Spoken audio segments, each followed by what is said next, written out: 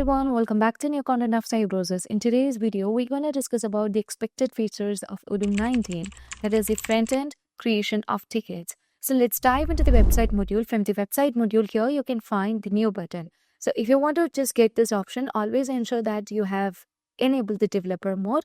Now let's move on to the events, and here you can see that we can provide the name of the event, that is conference or architect. Once it's done, you can provide the date, the display time zones, and the language. And you can also provide the template. So let's give it as exhibition, and we can also provide it as online conference.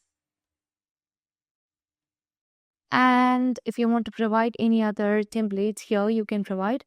So let's say it's a training, not exhibition. So I'll be setting likewise. And afterwards here, we can also provide the ticket. So the product can be chosen as event or registration.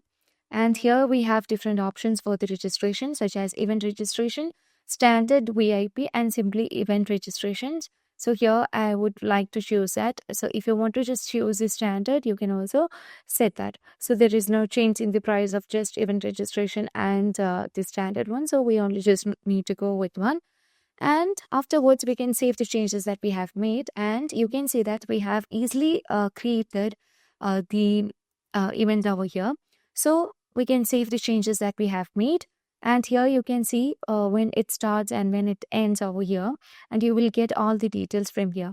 So if one want to just register this for this event, we can also easily just do that. And if we want to just publish this in the website, we can also publish it over here by just enabling the toggle field.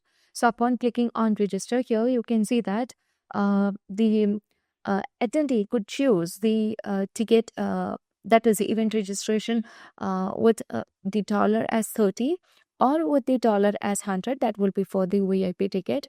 So let's say there is one attendee, so only one ticket is required. So let's click on register, and you can see that Michelle Edmond is going to register for this, and we can just move on to the payments, and further we can make the payments.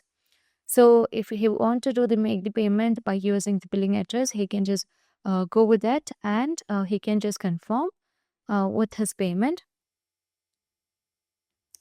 And yeah, here you can see you can just choose the payment method, and let's choose pay now options. And here you can see that we have successfully proceeded with the payment, and that's how we just create the tickets from different end. And that's all for today. Thank you for watching the video.